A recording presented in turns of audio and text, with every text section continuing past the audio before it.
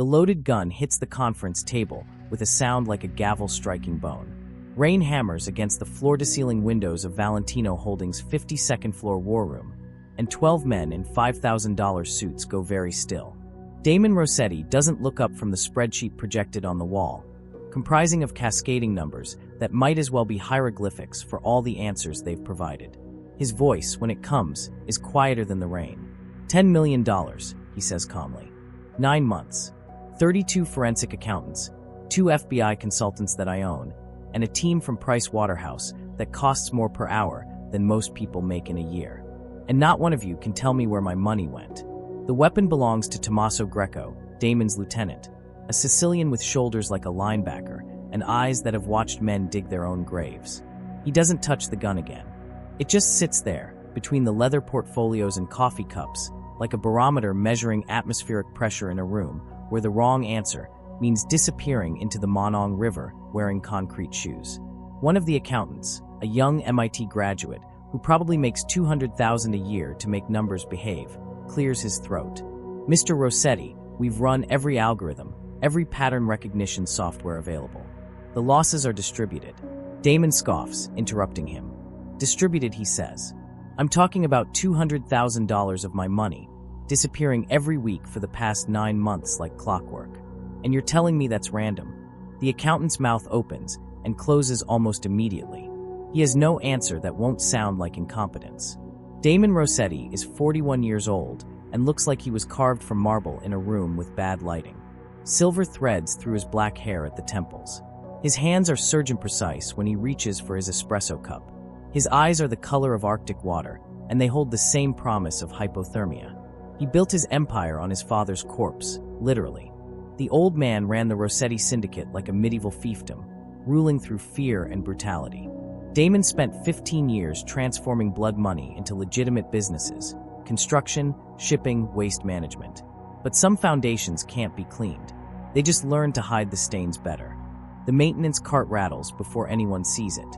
A woman in gray coveralls pushes through the door, head down, moving with the practiced invisibility of someone who's learned that being noticed means being blamed. Her name tag reads Maya. Janitorial services. Dark hair pulled into a practical bun. Late 20s maybe. Olive skin, and eyes that stay fixed on the trash bins she's emptying. She's furniture. Wallpaper with a heartbeat. In rooms like this, the help might as well be ghosts. She works her way around the room with mechanical efficiency. Empties the bin near the projection screen. Pauses. Then her eyes track across the numbers for exactly 7 seconds, and something shifts in her expression. Her eyes widen and her mouth is slightly ajar. Then the entire trash bag slips from her hands. Coffee dregs explode across the floor, spattering Damon's handmade Italian shoes. The room freezes. Tommaso's hand moves toward his weapon. The temperature drops 20 degrees in the space of a heartbeat. Maya drops to her knees with paper towels, stammering. "I'm so sorry, Mr. Rossetti. I'm so sorry. I don't know how that happened." Her hands shake as she wipes at the mess, but her voice changes mid-sentence, shifting from panic to serious in a split second. "It's just that I noticed the account ending in 7742. The transaction pattern every 7 days indicates an amount of always $200,000 being stolen." Every person in the room stops breathing as Maya's voice fills the space. "The routing disappears into Cayman holding companies," Maya continues, still on her knees and cleaning.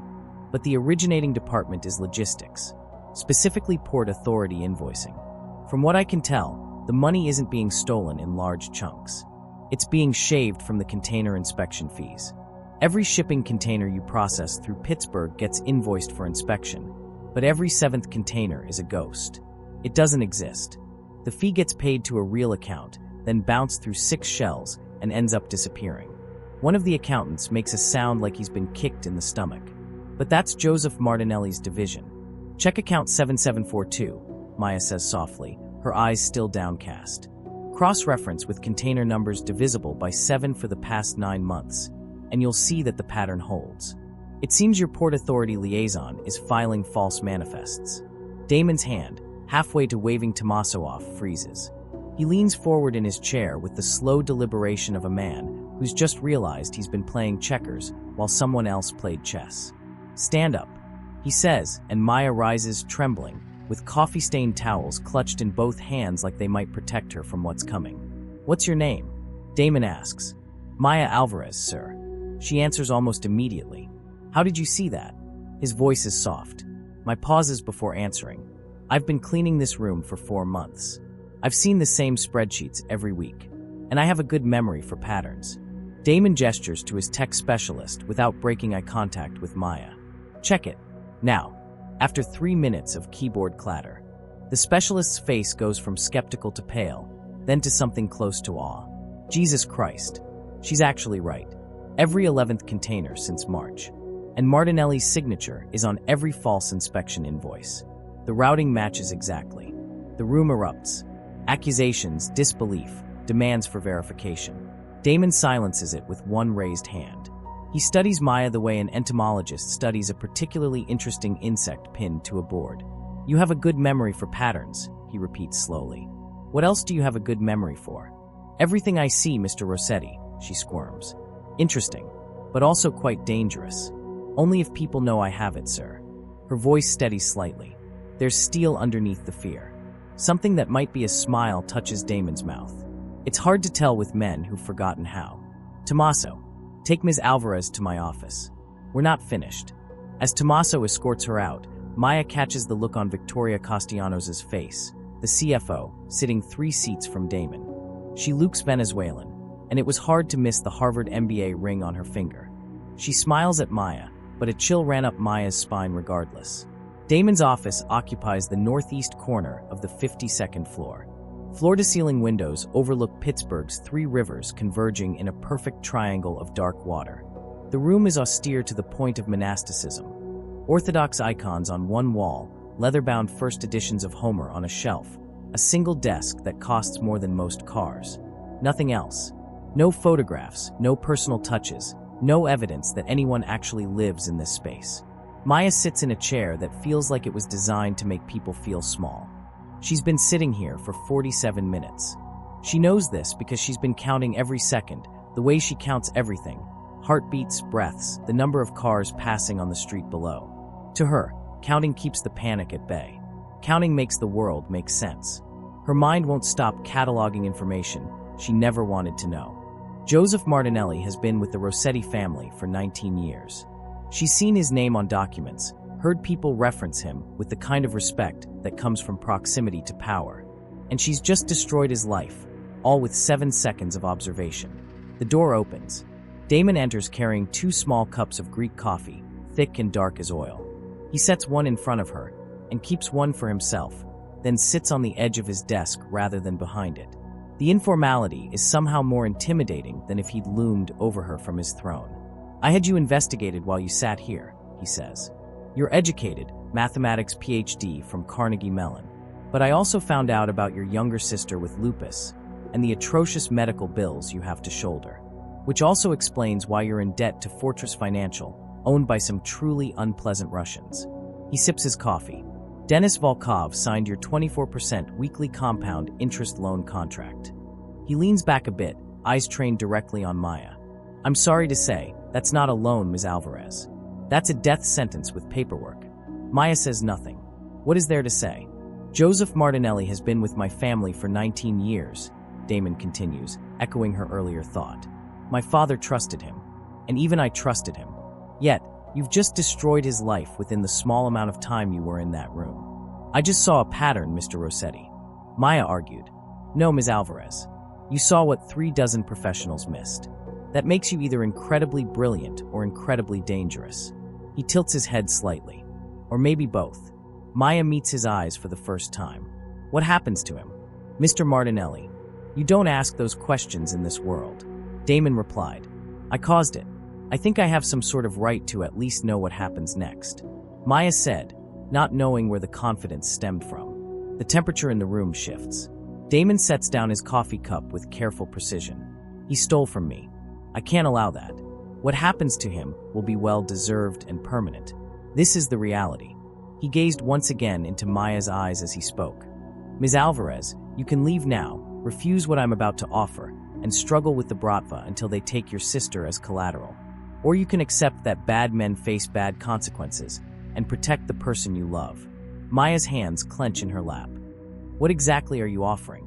I'll pay your debt in full, $87,000. I'll hire you as a special consultant at $15,000 monthly. Your job is to look at my books and find problems before they become hemorrhages. You'll have access to everything. Why would you trust me with that? Because you just cost a trusted man his life, and you're smart enough to know it. That means you'll take this seriously. He picks up his coffee again. And because my people investigated you thoroughly. You take care of your sister, you work yourself to exhaustion, and you've never stolen a dollar in your life. You're honest, which is rare. I can work with honest. Maya's voice comes out barely above a whisper. What happened to my parents? The bridge collapsed 5 years ago. That was one of your projects. Damon doesn't flinch. I know. The official inquiry blamed city negligence. Their deaths were tragic and preventable, and I've carried that weight ever since. I know this doesn't erase it, but perhaps it balances the scales slightly. The moral trap closes around Maya like a fist. She's not being offered salvation. She's being offered complicity. But her sister Elena needs medication tomorrow, and the day after that, and also the day after that. I accept, she whispers. The cashier's check feels like it weighs 1,000 pounds in Maya's hand. $87,000 made out to Fortress Financial. The watermark reads Valentino Holdings, and anyone who knows anything about Pittsburgh understands what that name means. Denis Volkov arrives at her apartment with 2 men who look like they were assembled from spare parts in a prison machine shop. Volkov himself is lean and sharp, wearing cologne that costs more than Maya's monthly rent and a smile that never reaches his eyes. He examines the check like it might be counterfeit, holds it up to the light, runs his thumb across the paper. Who did you fuck to get this? He asks in accented English. Someone more dangerous than you, Maya says, and watches his smile evaporate like water on hot steel. Volkov makes a phone call, speaking in rapid Russian. As the call progresses, his expression shifts from predatory to cautious in the blink of an eye. He ends the call and looks at Maya with new eyes, the way you'd look at a bomb you just realized is already armed. Your debt has been satisfied, he says. Then he leaves without another word, and Maya realizes she's just been marked. Not as prey anymore, as territory. The department store feels like a foreign country. Maya stands in front of a mirror wearing a suit that costs $2,000. The fabric is so fine it feels like water against her skin. The saleswoman keeps calling her ma'am, with genuine respect, not the performative kind service workers use on everyone. Maya stares at her reflection and sees a total stranger. Elena practically vibrated with joy when Maya tells her about the new job. A consulting firm? Maya, this is incredible. You'll finally get to use that beautiful brain of yours. Maya forces a smile that feels like it might crack her face. She wants to tell Elena the truth, that she's not consulting on market analysis or financial strategy. Instead, she's mapping a criminal empire, and that every spreadsheet she examines represents someone's suffering. But Elena is 19 and believes the world still has good people in it. Maya won't be the one to destroy that. It's just data analysis, Maya says, looking for patterns in numbers. That's literally what you were born to do. Elena hugs her, careful of the IV port still healing in her arm. I'm so proud of you.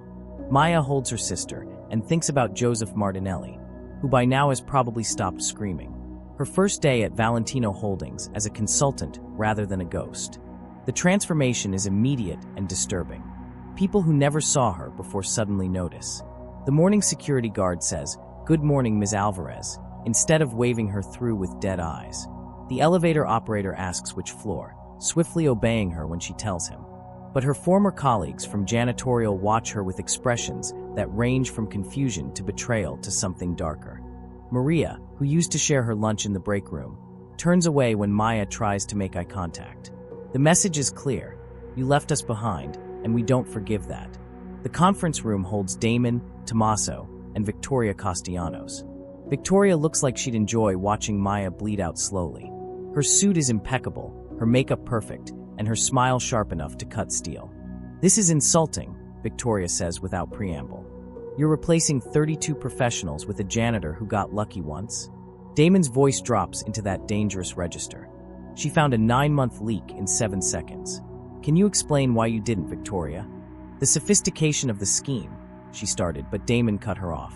It doesn't matter. She saw it, and you didn't. He slides a file across the table toward Maya. Shipping manifests from our Jersey operations. That's 6 months of data. Find the problem. Maya spreads 40 pages across the conference table. Her eyes move like she's reading sheet music, finding rhythm in numbers that look random to everyone else. The room is silent except for paper rustling and Victoria's fingernails tapping against her leather portfolio. Tap, tap, tap, like a countdown to detonation. 2 minutes pass and Maya looks up. Containers 4409, 4411, 4413. Odd-numbered sequence from the Jersey port, each listed as carrying automotive parts. Weights are identical to 3 decimal points, which is statistically impossible for mixed cargo. The probability of 3 separate shipments weighing exactly the same is roughly 1 in 8 million. Customs signatures show different inspectors, but handwriting analysis would prove it's the same person practicing different styles. See how the capital T loops identically in all 3 signatures. She taps one of the pages. You're smuggling something with remarkably consistent density. Given the weight-to-value ratio your organization would risk federal exposure for, and considering the port of origin, I'd guess pharmaceutical precursors. Probably fentanyl base.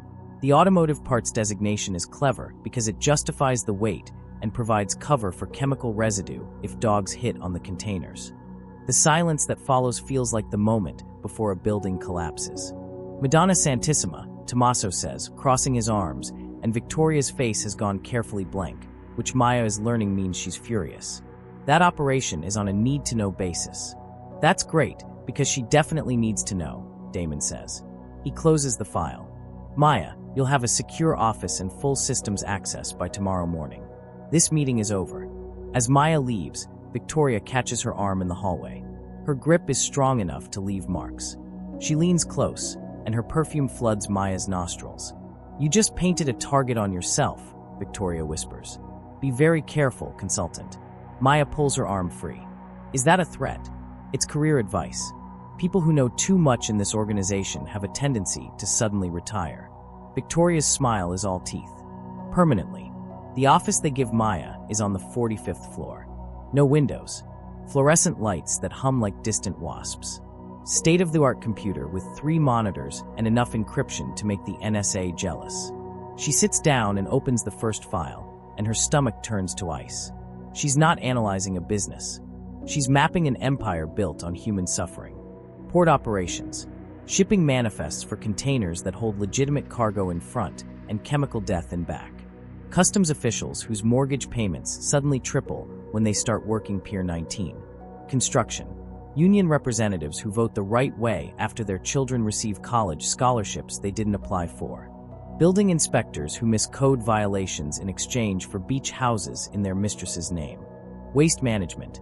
Garbage routes that pick up cash from underground gambling operations, restaurants that serve as fronts for loan sharking, clubs where women work off debts they never agreed to. Every legitimate business is infrastructure for something darker. The shipping company moves legal and illegal goods in the same containers. The construction company launders drug money through real projects with inflated costs. It's brilliant and monstrous, and Maya realizes she's looking at 15 years of careful architecture. Damon's attempt to build legitimacy on top of blood. She works until 3 in the morning, mapping connections. Then she finds another pattern. 3 construction division managers have been skimming 60,000 monthly. Split 3 ways. Small enough to miss in the noise, but large enough to add up. Maya can see exactly how they're doing it. Ghost subcontractors, inflated material costs, kickbacks disguised as consulting fees. Her hand hovers over the keyboard. If she reports this, 3 men will disappear. If she doesn't, she's not doing the job Damon hired her for, and she becomes disposable herself. With a deep sigh, Maya begins to type the report. She hits send, then runs to the bathroom and vomits until there's nothing left but bile and self-hatred. The next morning, the 3 managers' offices are empty. Their desks cleaned out like they never existed. Tommaso finds her staring at the vacant spaces. They've been relocated to less visible positions, he says with the tone of someone reading from a script that everyone knows is bullshit. Where?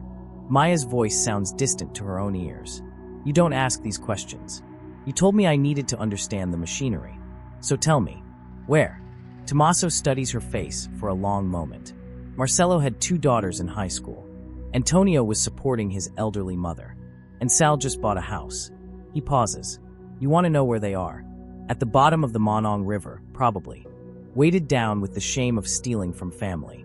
Maya's legs almost give out. She catches herself on a desk. This is what you signed up for, Tommaso says, not unkindly.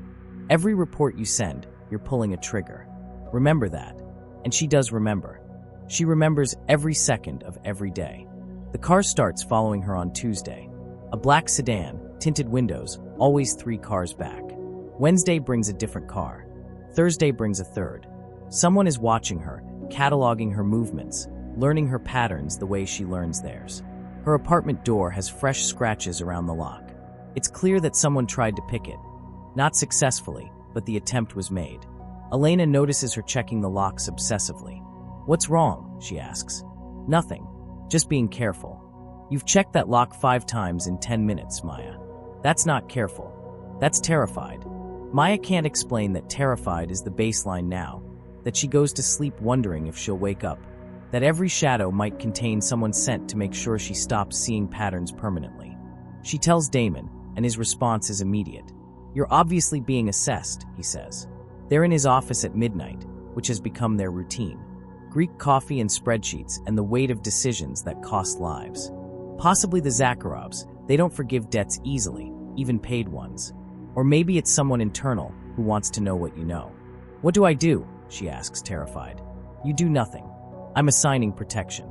2 men, ex-military contractors. They'll be subtle. I don't want guards. Maya retorts. You don't have a choice. People who work for me stay alive. That's not negotiable. His voice softens slightly. I brought you into this world, Maya. I won't let it devour you. The protection is subtle, like a brick through a window. 2 men who look like they eat nails for breakfast start appearing wherever Maya goes. Coffee shop, grocery store, even Elena's hospital visits. They're always there, always watching, and Maya realizes her life is no longer her own. She decides to break pattern. Instead of leaving through the main entrance, she exits through the service elevator, circles back through the parking garage, then waits in shadows to watch. As expected, she spots movement near her car. A lean man with cold eyes and graceful movements. She recognizes him almost immediately. Marcus Devereux, Victoria's personal assistant. Maya steps out. Why are you following me? Marcus turns slowly, like he was expecting this. Ms. Alvarez. Staying late again. Answer the question. Victoria wants to know who you really are. No one rises this fast without secrets. He smiles without warmth. She sent me to find yours. Tell Victoria if she wants to know something, she can ask Damon. You think he protects you? Marcus moves closer. You're a tool, Maya. A very sharp, very useful tool. But when you're no longer useful, you'll disappear like Martinelli. Like the 3 managers you identified last week. Like everyone who becomes inconvenient. He walks past her, close enough that she can smell his aftershave. You're living on borrowed time. Enjoy it while it lasts. Maya stands alone in the parking garage, her heartbeat loud enough to echo off concrete walls, and realizes Victoria Castellanos wants her dead. What would you risk to save the person you love most? Would you sell your soul? Would you drown in blood? Would you become the monster you swore you'd never be? Maya is about to discover that some prices can't be calculated and some debts can never be repaid. If this story pulls you into the dark, be sure to leave a like, comment where you're watching from, and subscribe to the channel. Watch until Maya's final choice, because once she crosses that line, there's absolutely no coming back. The phone screams at 3 in the morning. Maya answers before she's fully conscious, before her brain has processed that calls at this hour only bring bad news. Maya. Elena's voice is thin and breathless, like she's speaking through water. I can't breathe. Maya is already moving before Elena finishes the sentence.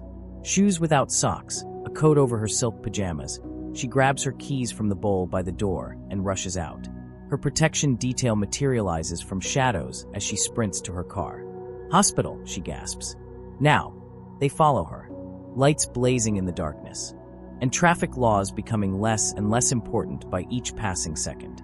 Maya's hands shake so badly, she can barely hold the steering wheel. Elena was fine yesterday, laughing, talking about her classes, making plans for spring break. How does someone go from fine to can't breathe in 12 hours? The emergency room is fluorescent hell.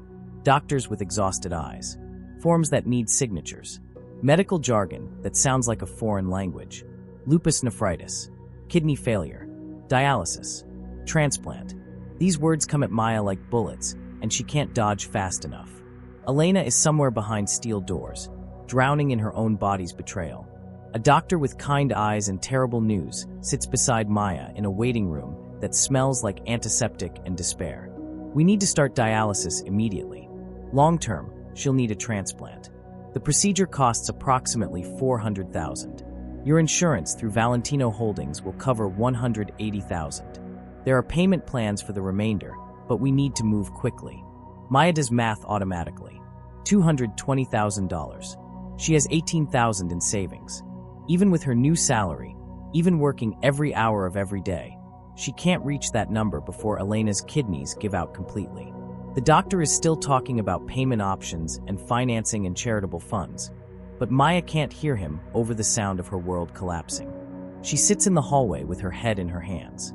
She's done everything right, sacrificed everything, sold her soul to a criminal empire, and it's still not enough. It will never be enough. Damon appears without warning or fanfare. Maya didn't call him, but Tommaso has people monitoring hospital admissions. He knew within an hour. Damon sits beside her on an ugly plastic chair, says nothing for 5 minutes, just sits there present while Maya tries to remember how to breathe. The transplant will be covered, he says finally. I'll make sure she has the best care available. I can't accept that. You don't have a choice. Elena doesn't have time for pride. Maya turns to look at him. His face is tired, more tired than she's ever seen it. There's gray in his stubble he usually shaves before anyone can notice. What do I owe you? Nothing beyond what you already give. I don't believe that. You're right not to. Damon rubs his eyes. Here's the truth. You're valuable to me. You found 3 more leaks in 4 months. Saved me $6 million. This is more or less an investment. He pauses. But then again, I know what it's like to lose someone because money moved too slowly. My wife, ovarian cancer. There was an experimental treatment that might have saved her. But insurance denied it, and by the time I liquidated enough assets to pay cash, she had only 3 weeks left to live her. Maya has never heard him speak about his wife. She didn't know she existed until this moment. I won't let that happen to someone else if I can prevent it, Damon says quietly. And with that, Elena's surgery happens within 48 hours. A matching kidney appears on the donor list with suspicious speed. Organs don't move this fast unless someone is moving heaven and earth to make it happen. The surgeon is the best in 3 states, and his schedule mysteriously clears. The surgery takes 11 hours. Damon stays the entire time. He brings Maya food she can't eat, coffee she drinks mechanically. When the surgeon finally emerges, his mask pulled down, his eyes tired but satisfied. The surgery was successful. A complete integration. She'll recover fully. Maya collapses against Damon's shoulder and weeps. He holds her awkwardly, like someone who's forgotten how human contact works. His hands hover uncertainly before settling on her back. It's the first time in 6 years he's held another person, and he's forgotten the geometry of comfort. Elena looks like a ghost in the recovery room. Pale, small and fragile in a way that makes Maya want to burn the entire world down and rebuild it into something that doesn't hurt the people she loves. How did you afford this? Elena whispers when her eyes finally focus.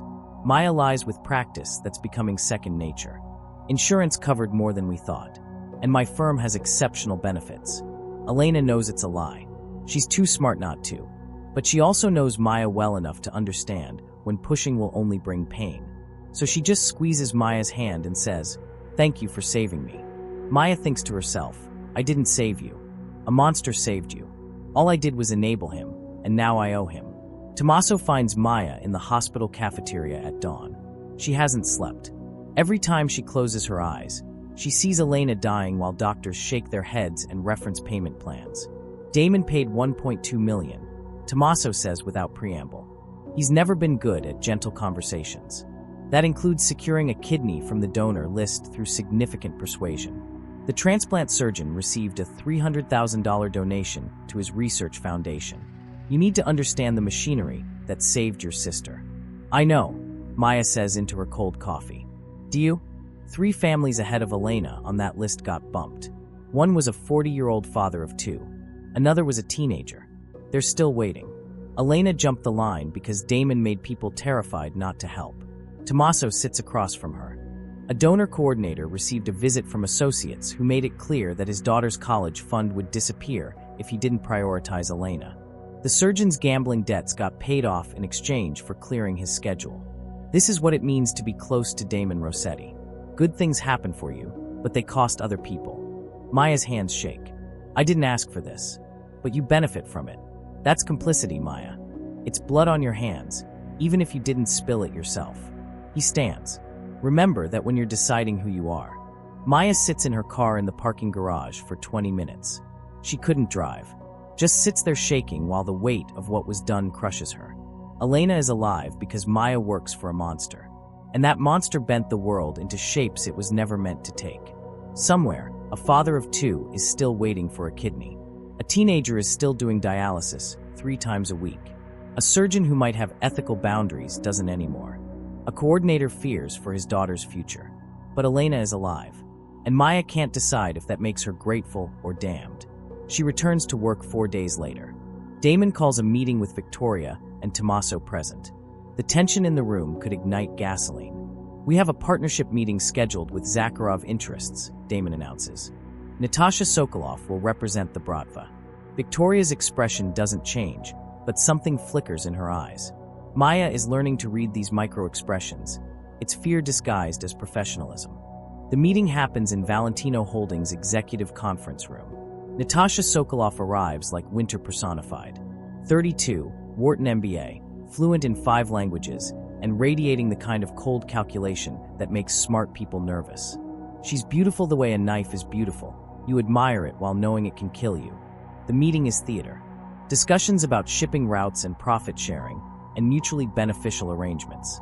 Everyone in the room knows it's a performance. The real conversation is happening in subtext and silence. Natasha's eyes find Maya during a pause. Ms. Alvarez, I remember your debt. My father was quite disappointed when Mr. Rossetti paid it. He prefers long-term relationships with our clients. I'm grateful to be free of it, Maya says carefully. Are you? Natasha's smile is surgical. You've simply traded one master for another. At least with us, the terms were explicit. After the meeting, Damon pulls Maya into his office. Stay away from Natasha. She's dangerous in ways you don't understand. What kind of partnership is this really? The kind where both sides pretend to cooperate while planning to destroy each other. The Bratva wants control of our port operations. I want them to believe they can have it until I'm ready to move against them. This is going to turn violent, isn't it? Eventually, all partnerships with predators do. Damon pours Greek coffee with steady hands. But that's my problem, not yours. Maya wants to believe that, but she can't. Late nights become their new routine. Damon works until 2 a.m. regularly. Maya matches his hours. They develop an odd intimacy. Not romantic, but the kind of connection that comes from 2 people trapped in circumstances neither chose, finding unexpected recognition in each other. One night, Damon asks, "Why mathematics? What drew you to patterns?" Maya considers lying, but it goes against her better judgment. Numbers don't lie. If you understand the pattern, you can predict what comes next. After my parents died, life felt chaotic. Math was the only thing that made sense. If I could understand the patterns, maybe I could prevent the next disaster. Did it work? I'm sitting in a criminal empire's headquarters at midnight, drinking coffee with a man who's killed more people than I'll ever meet. What do you think? Damon almost laughs. It's a strange sound from him, rusty, like machinery that hasn't been used in years. My father used to say the same thing about violence. If you understand the pattern of power, who fears whom, who owes whom, you can predict betrayal before it happens. That's kind of bleak, don't you think? It's practical. I didn't choose this life, Maya. I inherited it. My father was worse. Much worse. I've spent 15 years trying to make us legitimate, to build real businesses. But the foundation is rotten. You can't build clean on top of blood. Then why not walk away? Maya asks. Because 200 families depend on me for income. Because the Russians, the Italians, the cartels, they don't respect exits. If I leave, all they see is weakness. They'll take everything, including the people you love. Maya thinks of Elena, recovering in a hospital bed. I understand that better than you know. You speak honestly, Damon says quietly. It's refreshing and terrifying. No one speaks honestly to me. Fear makes intimacy impossible. You're lonely, Maya realizes. So are you. They sit in silence for a long time. Two people trapped in choices they didn't want to make, finding unexpected solidarity in each other. Maya works late the following Tuesday, digging through discretionary spending accounts. She finds something that makes her blood freeze. $2 million over 2 years, disappearing in increments between 10 and 30,000. The pattern is sophisticated, designed to look like legitimate expenses spread across departments. But Maya sees the signature underneath. Every transaction traces back to Victoria Castellanos. She schedules a meeting with Damon for the next morning. But before she can attend, she receives a summons to Victoria's office. Victoria stands by floor-to-ceiling windows overlooking Pittsburgh's Steel District. She doesn't turn around when Maya enters. "I know you found the discrepancies," Victoria says. "I know you're planning to report me." Maya's silence is confirmation enough. Victoria turns. Her expression isn't angry, it's cold. Those funds were used to protect this organization. Payoffs to federal prosecutors keeping investigations stalled. Bribes to judges who might issue warrants. Emergency liquidity for operations Damon doesn't want on official books. "I don't steal, Ms. Alvarez. I solve problems." Then why hide it? Because Damon has a blind spot about legitimacy. He wants clean books for his legacy. But you can't run a criminal empire with clean books. Someone has to do the ugly work while he maintains plausible deniability. Maya's instinct screams that this is manipulation. But Victoria's eyes hold something that might be truth. "If it's legitimate, he'll understand," Maya says. Victoria laughs, sharp and bitter. "You think you know him? He's already killed 5 people since you arrived. People you identified. Martinelli, the construction managers, a port supervisor whose name you never learned. You point, and he literally shoots. How does that feel?" Maya's silence is answer enough. "Report me if you want," Victoria says. "But understand this. If I go down, I'm taking you with me. I have evidence you've been manipulating reports to make yourself indispensable, fabricating problems to solve. I can make Damon believe you're the real leak." "You're bluffing." Victoria laughs. "Do you really think that? You're a poor girl from the Hill District who got lucky once. I'm a CFO with 19 years of documented loyalty." Victoria steps closer. "Who do you think he'll believe?" Maya leaves without responding. Her hands shake in the elevator. She doesn't know if Victoria is lying or telling a version of truth twisted into weapon. She needs proof, one way or another. That night, Maya breaks into Victoria's encrypted files using skills she's learned from watching the organization's tech specialists. What she finds is worse than embezzlement. Victoria has been feeding information to the Russian Bratva for 3 years. Not everything, just enough to undermine Damon's operations while making it look like bad luck. Shipments mysteriously seized. Contracts lost to competitors. Bids that should have won suddenly losing. Victoria is positioning the Bratva to absorb Damon's empire piece by piece. Maya is reading the evidence when chloroform fills her nose and the world goes black. She wakes in darkness absolute. Concrete walls. A single bulb. Her hands are zip-tied behind her back. Pain radiates from her wrists where plastic cuts into skin. The door opens. Light spills in like an invasion. Yuri Zakharov enters first, a 55-year-old Russian, built like a bear that learned to wear suits. His eyes hold the cold certainty of someone who's watched empires rise and fall and knows he'll outlast them all. Behind him, Natasha and Denis Volkov. "Ms. Alvarez," Yuri says in English thick with accent. "The woman who sees patterns. I have a pattern for you to solve." He sets a laptop on a metal table. Damon's financial systems glow on the screen. "You have access. You will provide us with complete operational details. Accounts, assets, personnel, contacts. Everything." "I can't do that," Maya says through split lips she doesn't remember splitting. Denis Volkov punches her right in the stomach. The world explodes into white pain. Blood fills her mouth, hot and copper. "You will," Yuri says calmly. "The question is how much pain you'll endure first. We know about Elena. Recovering nicely from her transplant. It would be tragic if complications arose. Kidney rejection is so common in the first year." They show her photos. Elena in her hospital bed. A man standing near her door. The message is clear. What follows is systematic. They don't beat her unconscious. That's inefficient. They use precision. Pressure points that make nerves scream. Stress positions that turn muscles into fire. waterboarding that makes her lungs burn for air that won't come. Maya holds out for 6 hours. They show her more photos of Elena. The man is closer now. All it'll take is one phone call, Natasha says softly, and your sister dies choking on her own blood. Maya gives them a password, but it's a dead-end account she set up months ago as insurance. Buys her 30 minutes while they verify.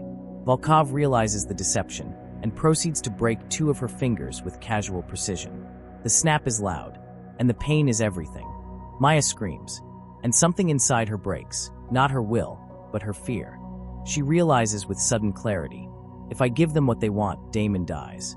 If Damon dies, Elena becomes leverage forever.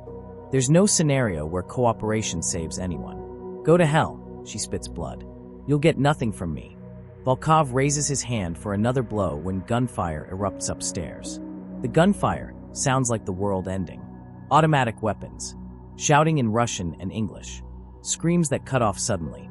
Maya's broken fingers throb with each heartbeat, but the pain feels distant now. Her body has moved beyond standard suffering into something approaching transcendence through agony. Volkov pulls a gun. Yuri grabs the laptop. And Natasha moves to Maya with a knife that catches the light like ice. Insurance, Natasha says, pressing the blade against Maya's throat. The door explodes inward. Damon comes through with Tommaso and 4 men who move like they were born holding weapons. The firefight is brief and brutal. 2 of Yuri's guards go down. One of Damon's men takes a bullet to the chest, but keeps moving because thankfully bulletproof vests exists and adrenaline doesn't care about bruised ribs.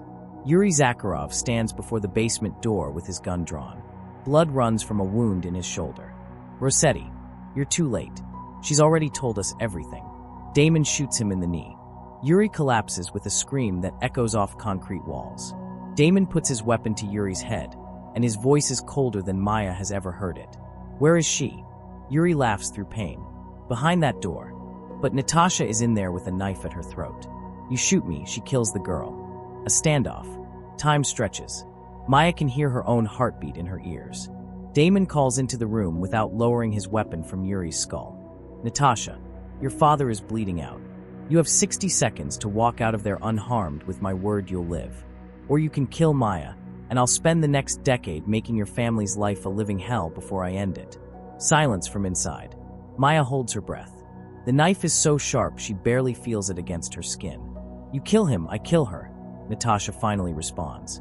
Then we all die, Damon says. Is that what you want? Your father's legacy ended because you couldn't make the smart choice. More silence. Then the door opens slowly. Natasha emerges with hands raised, knife dangling from one finger. Her expression is unreadable, calculation happening behind those cold eyes. She didn't break, Natasha says, looking at Damon. That's impressive for a janitor. Damon's men take Natasha and secure her. Damon enters the room. Maya is unrecognizable. Face swollen, lips split, fingers bent at wrong angles, burn marks on her arms where Volkov used cigarettes to punctuate questions. But her eyes are clear when they find Damon. I didn't tell them anything, she whispers. Damon kneels, cuts her restraints with hands that shake slightly. I know. I never doubted you. He lifts her carefully, and Maya realizes through the fog of pain that she's never seen him scared before. Not when Martinelli was stealing. Not when the Bratva threatened war. But he's scared now, and it's because of her. Elena. Maya manages. She's safe. I had 4 men on her the moment you went missing. Victoria, she's working with them. I know. We'll handle it.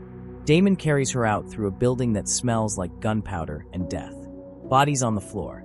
His men securing the area. Tommaso on his phone arranging cleanup.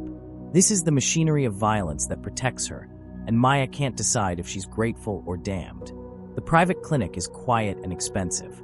Damon's personal physician, a man who doesn't ask questions because he's obviously paid extraordinarily well not to. He works on Maya's injuries with professional efficiency. He reset her fingers, stitched all her cuts, applied antibiotics for her burns, and gave her pain medication that turns the world soft and distant. Damon sits beside her bed. Hours pass as Maya drifts in and out of consciousness that feels like drowning in slow motion. When she finally surfaces fully, it's dark outside. Damon is still there, head back against the chair, eyes closed. He looks older than she's ever seen him. Exhausted. Human even. Did you kill them? Maya's voice is rough from screaming. Damon opens his eyes. Not yet. Don't lie to me. Maya says sternly. Not after all I've gone through. He leans forward. Yuri Zakharov and Denis Volkov are dead. Their bodies won't be found. Natasha is alive. I released her with a message that her father died because he touched what wasn't his. She gets one chance to leave Pittsburgh and never return. And Victoria? Federal agents arrested her this morning. Evidence of embezzlement and racketeering. She'll spend life in prison. Damon's expression hardens. I fed the FBI enough to bury her without exposing our operations. She betrayed us to the Bratva for 3 years, Maya. And because of her, I lost contracts worth millions. Good men died in what I thought were random attacks. How many others died in the purge? Maya manages to ask. Damon doesn't answer immediately. When he does, his voice is quiet. 17 people. Some were soldiers. Some were accountants who knew too much. Some were low-level operators who chose the wrong side. This is the world, Maya. Actions have consequences, and the consequences are bodies. Maya closes her eyes. 17 people. She knows Damon did this partially for her, revenge for her torture, and elimination of threats to her safety. Which means those deaths are on her ledger too. I'm sorry, Damon says. It's the first time she's heard him apologize. I brought you into this world, and it tried to destroy you. That's on me. You also saved my life. Saved Elena's life. Gave us a future. Maya looks at him. I don't know how to balance that equation. Neither do I, he admits. They sit in silence for quite a while, stealing glances at each other occasionally. The recovery takes 6 weeks. Maya's fingers heal slowly, requiring physical therapy to regain full mobility. The burns leave scars she'll carry forever. But the psychological damage is harder to measure. She sometimes wakes up screaming from nightmares where Volkov's hands are on her, and Elena is dying and Damon never comes. But she does heal. Slowly, painfully, with setbacks and small victories. Elena visits daily. She's healthy now, her kidney functioning perfectly. She doesn't know what happened to Maya, and believes the story about a car accident because the alternative is too terrible to imagine. She talks about her classes, her friends, her plans for the future. Normal things. Beautiful things. Things actually worth bleeding for. Damon visits too. Brings books. Greek coffee as usual. And silence when silence is needed. Their conversations evolve into something deeper than professional partnership or even friendship. It's recognition between two people who've seen each other at their worst and somehow still choose each other's company. When you're recovered, Damon says one evening, I'm offering you an exit. New identities for you and Elena. Money to start over. You've earned that 10 times over. And if I stay? Maya finds herself asking. You become part of this permanently. But not as an employee, as a partner. You've proven yourself beyond question. But that means accepting what this world is. No illusions. No pretending we're better than we are. Maya had been thinking about this decision for 6 weeks. I'll stay, but on one condition. Name it. You transition out of the illegal operations. 5-year plan. We make this legitimate, or I walk. Damon stares at her like she suggested they colonize Mars. That's impossible. The infrastructure, the relationships, the power structures. Again I say, it's impossible. Then make it possible. You're the smartest criminal I've ever met. So instead, be the smartest legitimate businessman that I know you can be. Maya sits up despite the pain. You told me you've spent 15 years trying to build clean on top of blood. So stop trying and actually do it. Cut ties with the illegal operations. Divest the shipping routes that move drugs. Sell the nightclubs that front for prostitution. Keep the legitimate businesses and let the rest burn. I'll lose half my empire. Then lose it. The half that remains will be worth more because you'll actually own it instead of it owning you. Damon is quiet for a long time. Finally, 5 years you say. I'll try. But this will cost everything. Relationships, power, and possibly more lives. People who depend on the illegal operations won't go quietly. I know, but you have me to help navigate the patterns. And you have something worth building toward now. And what's that? A legacy that doesn't require your partner to scrub blood off the books. Damon agrees with a grunt and a nod. 3 years pass like water through fingers. Valentino Holdings transforms slowly, painfully, expensively. Damon divests the shipping routes that moved narcotics. Sells the nightclubs to a syndicate in Philadelphia. The waste management contracts get cleaned up, literally and figuratively. Construction follows actual building codes. Port operations move legitimate cargo exclusively. The transition truly does cost Damon half his empire. Relationships with other families fracture. 2 attempts on his life in the first year, both thwarted by security. Maya helped design using pattern recognition to predict attacks. 5 key lieutenants quit, and the organization shrinks from 200 employees to 90. But the 90 who remain are legitimate. The businesses that survive are clean.